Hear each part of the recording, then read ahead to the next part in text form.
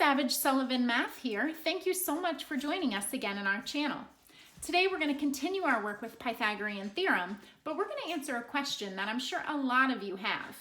What happens if we know the hypotenuse length, but we don't know the leg length? Well, Pythag can help us there too. So a quick refresher is that we remember that the hypotenuse length is easily found because it's directly across from the 90-degree angle. So we actually know our hypotenuse is 5 feet. We don't know one of the leg lengths. We know one of them is 3, but we don't know this other leg length.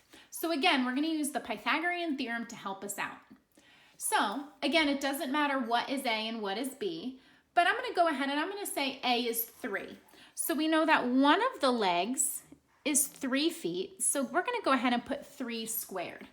We don't know what the other leg is, so I'm going to go ahead and I'm just going to put plus b squared because again, we don't know what it is, but I do know what c is. My hypotenuse is 5, so I can go ahead and put 5 squared now here. Looks a little different than the other examples we did in our previous video, but we know how to solve equations and it's that simple. 3 squared is 9 plus b squared equals 5 squared, which we know is 25. And then we're going to solve this just like we would any equation. In order to move the 9 over, we're going to subtract it, and we're going to get b squared equals 25 minus 9, which we all know is 16. And then it looks very similar to the other examples. In order to find what b is, we have to take the square root of both sides. The square root of b squared, again, remembering that those are inverse operations, they cancel out, leaves us with b. And the square root of 16 is 4. So that must mean that my missing leg length here is 4 feet. And again, we can check that because if I got a number that is bigger than 5 feet, for example, if I left it at 16, that should raise an alarm in my head that something's wrong because the hypotenuse should be the biggest side. 4 is smaller than 5, so we're good. And it's reasonable. 3, 4, 5 is what we call a Pythagorean triple, 3 numbers that work in the Pythagorean theorem. It's actually one of the most famous ones. So I know, in fact, that 4 feet is our answer. Here's another example. Again, we see a right triangle. We know it's a right triangle because we see that little square notch in the corner signifying that the triangle we have in front of us is a right triangle. We know that we have a missing side length right here. We need to figure out if that's the A, B, or C for our Pythagorean theorem. Remember, the Pythagorean theorem is a squared plus b squared equals c squared. Well, we know that the hypotenuse, our c value, is the longest side, and we also know the hypotenuse is always directly across from this little square. So our hypotenuse in this case is 25 feet. So I'm going to just label this as a c.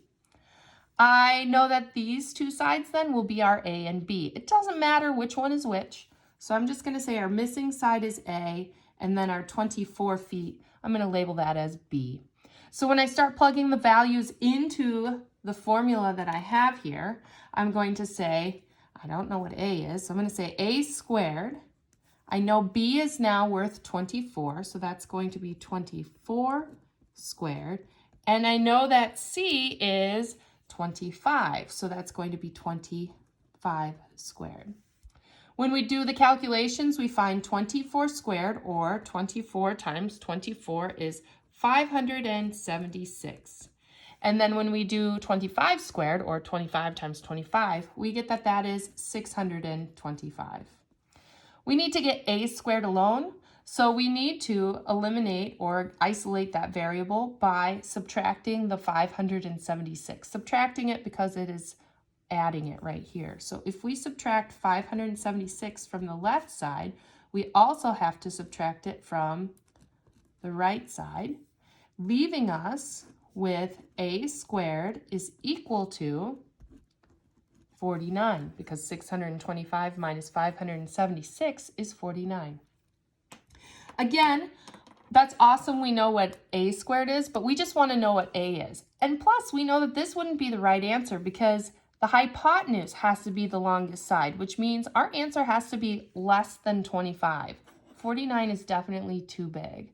So if we take the opposite of squaring something, which is finding the square root of it, whatever we do on one side, we have to do to the other side. These will effectively cancel out over here, squaring and square rooting it. So we are left with a is equal to 7, which makes sense because 7 is shorter than 25. So our final answer would be 7 feet. If you found this video helpful, please like and subscribe.